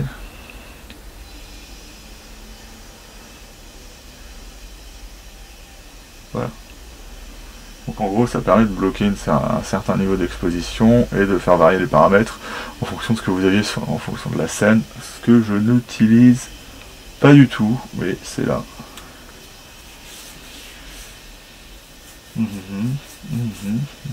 Donc là, ah oui, là, désolé, c'est plutôt ça, c'est...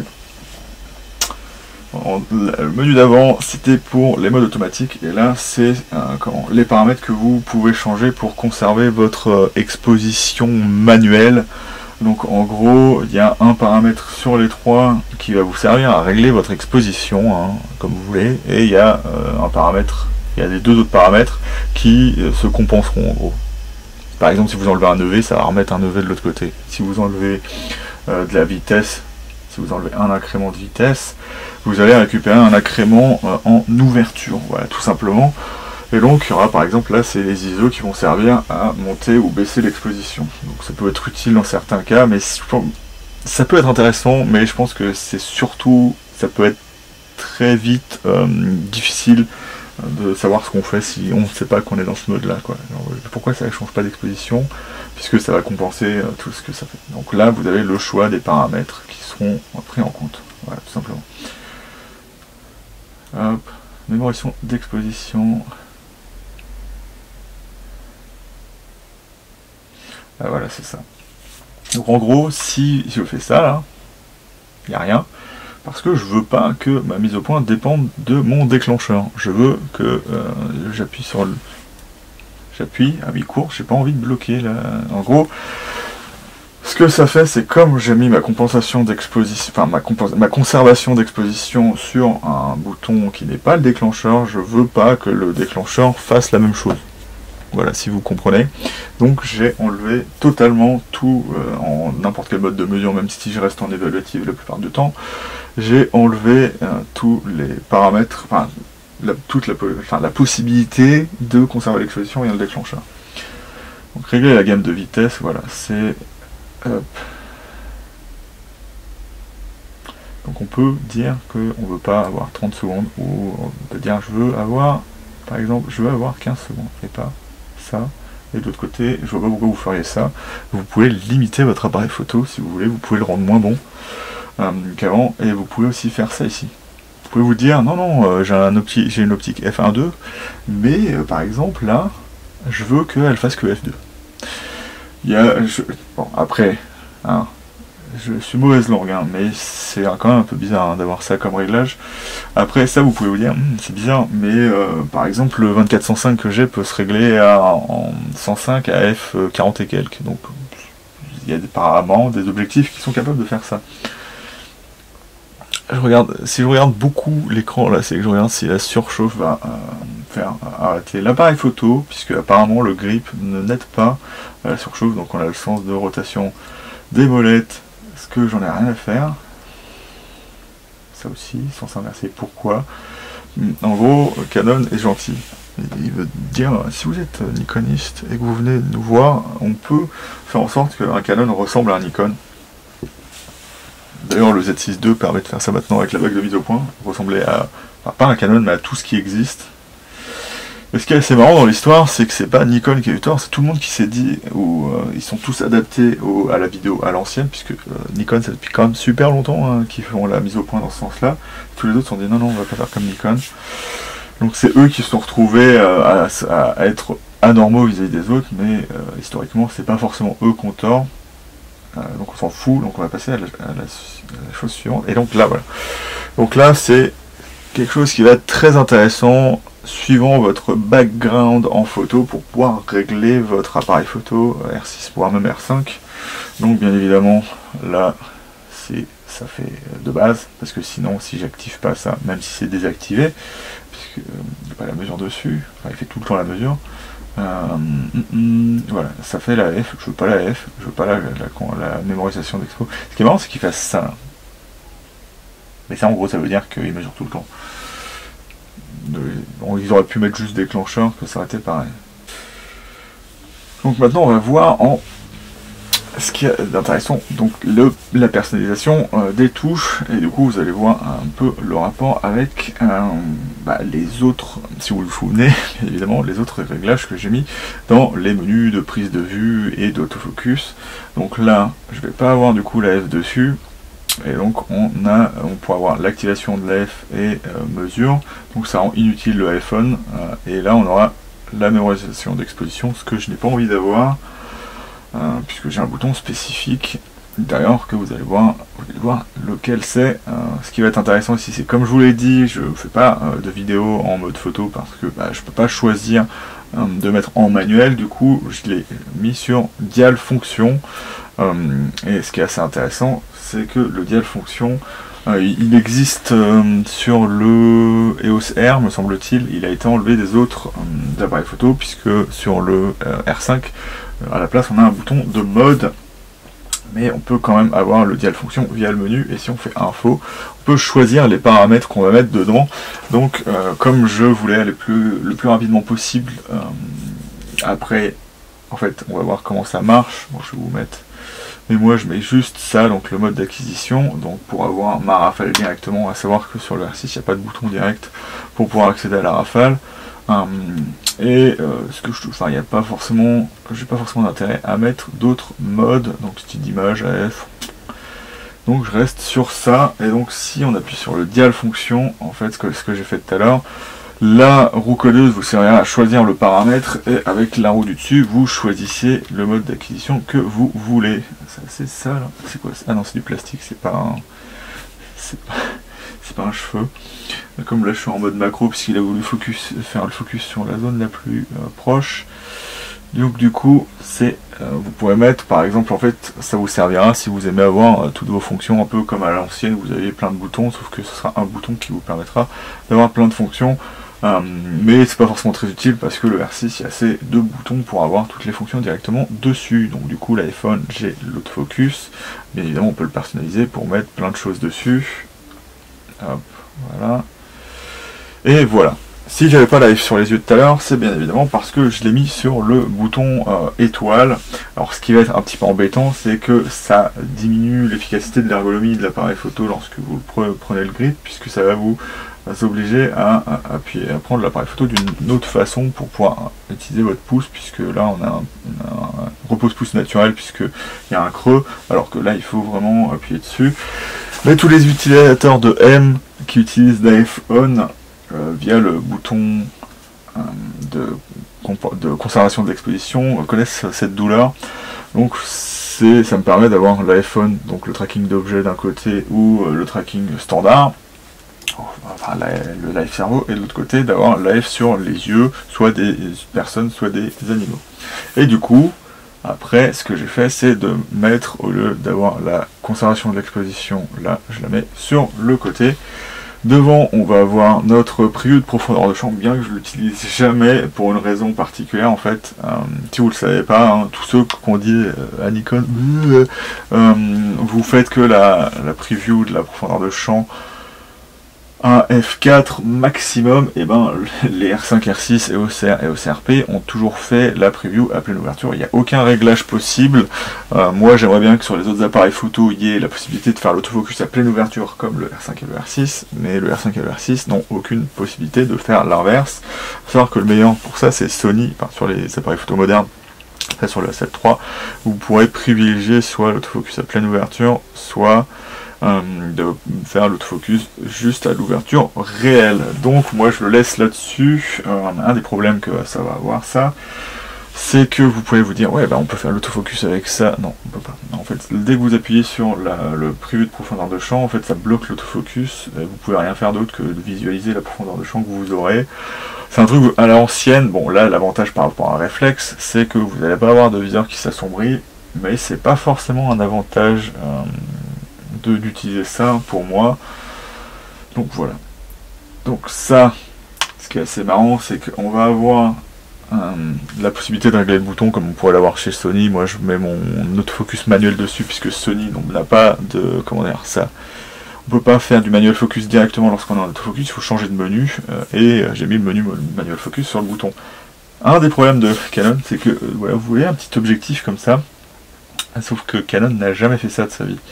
Là vous aurez ces boutons là sur des téléobjectifs. Si vous prenez par exemple un EF, je sais pas si ça marche avec ça, mais normalement sur les EF ce serait les grands blancs comme les 500 mm, 300 mm ou les choses dans le genre de 8 machin. Donc là ça vous servira sur aucun objectif RF qui existe pour l'instant, vous n'aurez pas ça. Donc voilà, MFN, c'est la sélection directe de la méthode AF. Ce qu'il faut savoir, c'est que voilà, on a cette option là et cette option là. Moi je choisis cette option là parce que en gros, voilà, je vais vous montrer ce que ça fait. Ça change directement les collimateurs comme ça. Donc là je suis en tracking parce que j'ai ma zone sur les côtés. Ce qui est marrant, c'est que j'ai pas tout le viseur au final qui arrive dans... Je sais pas comment il est réglé là-bas l'écran, mais c'est un peu bizarre. Alors que si j'allais mettre, hop, qu'on vienne là, non, hop, ça ici, le problème que j'aurais, et c'est peut-être plus intéressant pour vous, c'est que donc là déjà c'est pas le bon mode que j'ai mis, donc vous voyez ça recentre, donc ce que ferait basiquement d'appuyer sur le milieu du joystick, mais c'était pas ça que je cherchais, donc j'ai un peu raté mon truc. Voilà, c'est plutôt il est où qu'il est, voilà c'est ça. Le problème c'est de le faire comme ça en fait, ça va vous mettre dans le menu et c'est beaucoup moins pratique puisque en vérité en fait vous pouvez plus utiliser vos molettes. Il va falloir utiliser, je sais plus quel voilà, c'est ça le problème, c'est que vous êtes là en mode...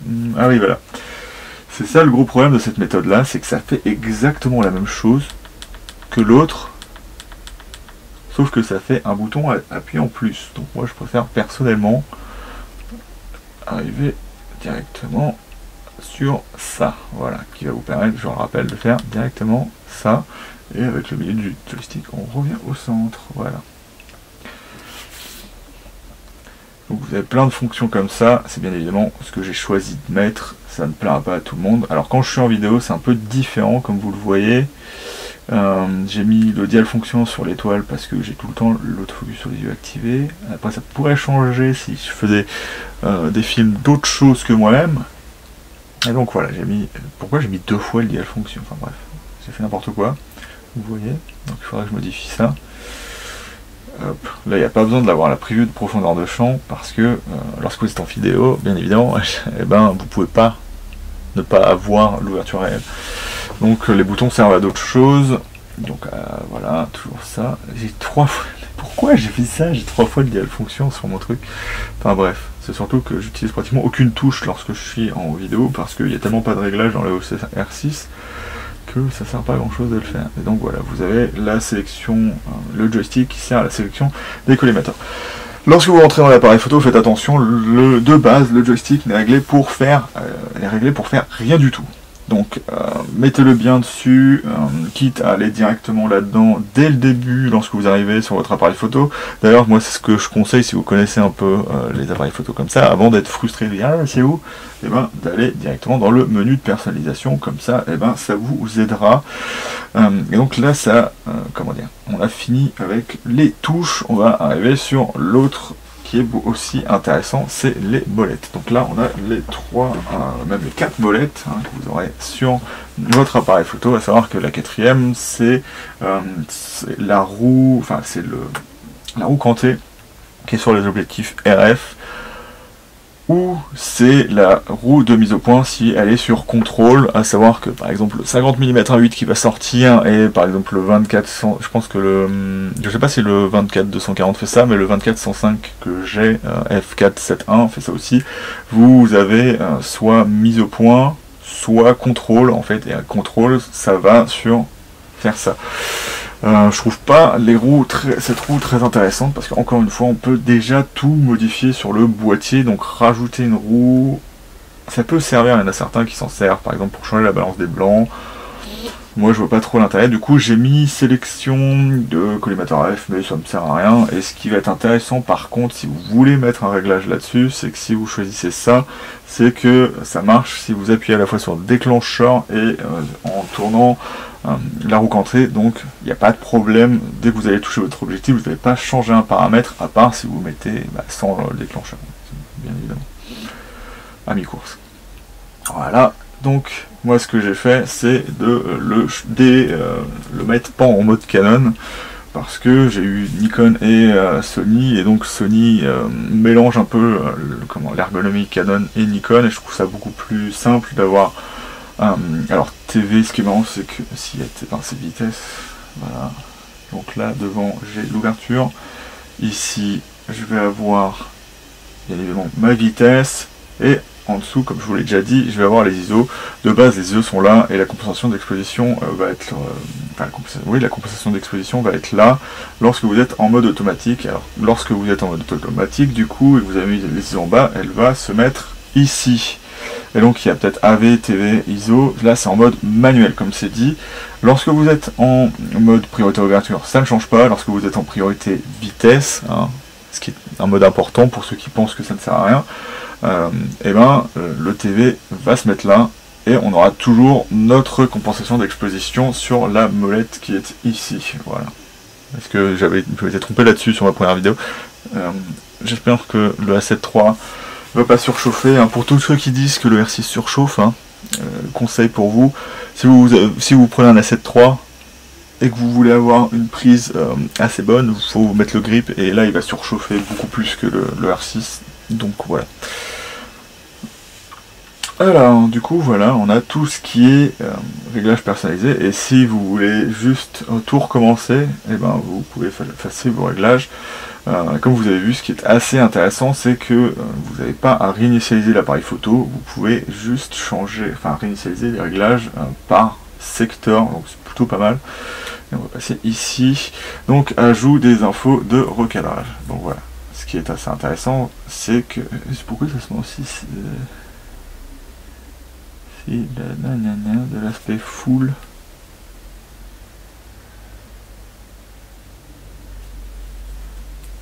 Voilà, vous avez vos formats... Ah oui, voilà, c'est ça. Lorsque vous êtes en vidéo, vous êtes en 16/9, mais vous pouvez vouloir faire des formats un peu bizarres. Donc 6/6 c'est basiquement 1. 3/4, enfin c'est 4 tiers ça. Donc voilà, et c'est tous les formats étranges que tous les vidéastes connaissent, mais du coup ça va vous mettre les infos de recadrage directement dans le viseur, donc ça va vous aider à cadrer ce qu'on fait typiquement lorsqu'on filme, même si on filme par exemple en 4 tiers full frame en vidéo, on aura nos infos par exemple de 16/9 ou tout dans le genre pour que ça marche. Voilà, mais le 16/9 c'est le truc de base, donc il n'est pas affiché là. Et donc voilà, vous les aurez ici. Donc la compression audio, j'ai mis off. Alors ça, il faut faire attention, parce que annuler, en fait, là, ça gère comment vous effacez des photos. Donc si vous choisissez ça, ça va directement vous effacer les photos lorsque vous choisissez un paramètre un des paramètres que vous indiquez, donc il faut faire attention. Je préfère me le laisser là-dessus et avoir comment l'appareil photo qui me demande si je veux effacer les RAW, les JPEG, les machins, plutôt que directement effacer en mode oups. Voilà.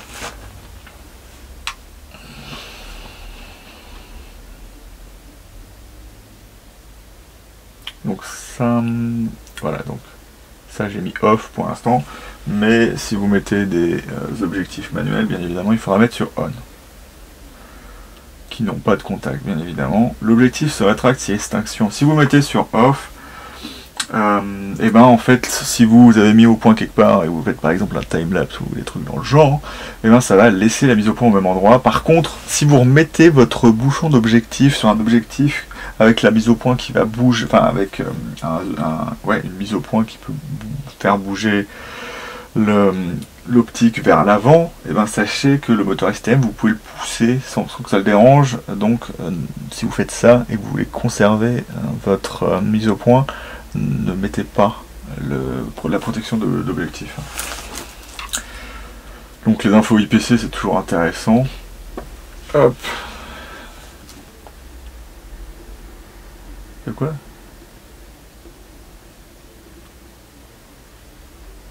Bizarre ça. Enfin, bref. Et donc là, on arrive à nos menus personnalisés. Il y a des choses qui sont un peu étranges parce qu'il y a une touche que... Il y a quelque chose en vidéo que j'ai dû... Enfin voilà, bref. Donc voilà, et du coup là je vais juste vous montrer ce que j'ai fait avec mes menus personnalisés. Donc là j'ai fait un menu général où je mets le formatage, enfin, moi dans tous mes appareils photo. S'il y avait juste un truc que je mettais dans le mode personnalisé, ce serait formater la carte et l'info de batterie. Ce qui m'a beaucoup énervé lorsque j'ai eu un Fujifilm qui voulait pas du coup que je mette le formatage de carte dans ce menu là, alors qu'il est super chiant à aller chercher dans les menus. Donc là je peux directement formater ce que je veux, donc on va rien formater là. On a l'info de batterie, donc là vous voyez je suis à 50%, donc ça diminue quand même pas mal. Hein, et donc vous voyez que c'est du coup les mesures CPAN servent des fois à rien puisqu'ils vont juste prendre des photos à la suite et voir combien de temps la batterie résiste. Un appareil photo, vous regardez dedans et vous faites pas forcément des photos, donc voilà. Et ça peut plus ou moins résister longtemps suivant les conditions. La dernière fois j'étais dehors, il faisait froid, la batterie a bizarrement tenu plus longtemps que les mesures CIPA. Donc j'ai mis les paramètres Wi-Fi ici, j'ai mis les paramètres de prise de vue personnalisée ici pour pouvoir régler ça, et donc c'est ce que j'appelle général. Après j'aurai l'autofocus, donc voilà, là ça me permet d'accéder directement au sujet à détecter qu'on ne peut pas mettre sur une touche, c'est dommage, et d'avoir les paramètres principaux en autofocus en photo. Là il y a la vidéo, et là il y aura le réglage de C-Log. Pourquoi je peux pas? Ah, parce que je suis en photo. Encore une fois, ça me dépasse pourquoi Canon fait ça. Hop, on a le HDR, la prise de vue anti-scintillement qui est activée maintenant que voilà.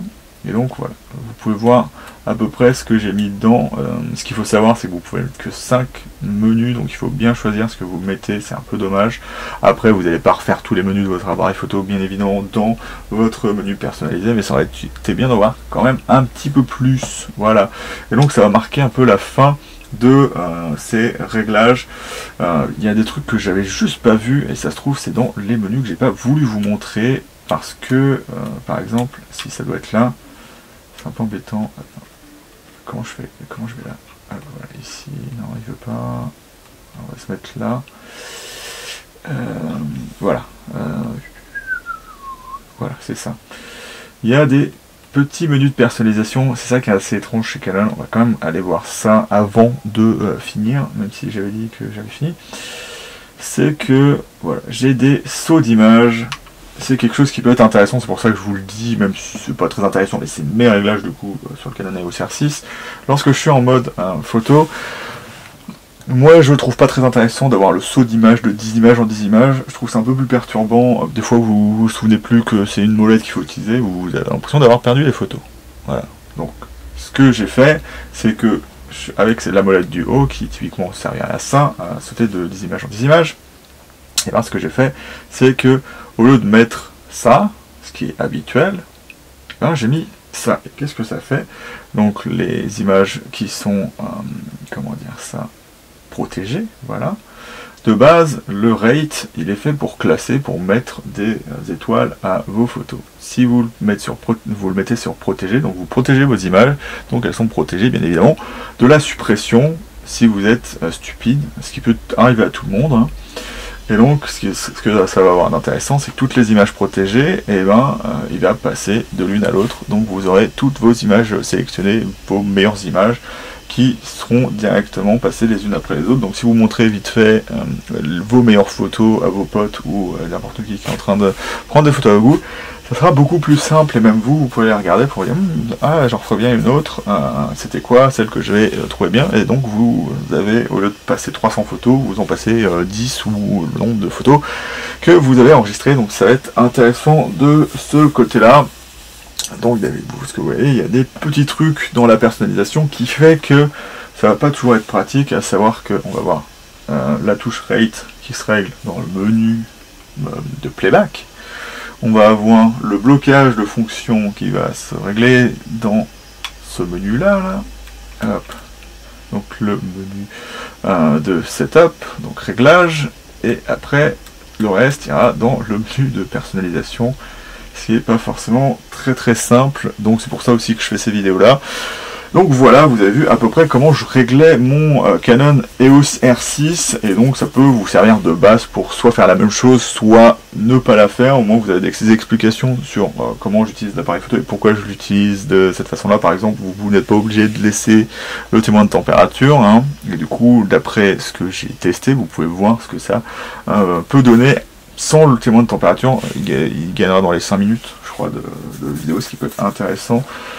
Bien évidemment. Et donc voilà, si vous avez aimé cette vidéo, n'hésitez pas bien évidemment à liker, n'hésitez pas à commenter s'il y a des choses que vous n'avez pas compris ou les choses qui vous intéressent bien évidemment sur une certaine manière de faire que j'aurais peut-être pas bien expliqué parce que c'était une vidéo rapide sur mes réglages, et comme c'est mes réglages, j'ai pas forcément, comment dire ça, j'ai l'habitude de les utiliser, je les explique pas forcément de manière très spécifique, donc n'hésitez pas à commenter, et n'hésitez pas aussi à vous abonner. Donc moi je vais vous dire salut et à bientôt dans la chambre noire de Goupil.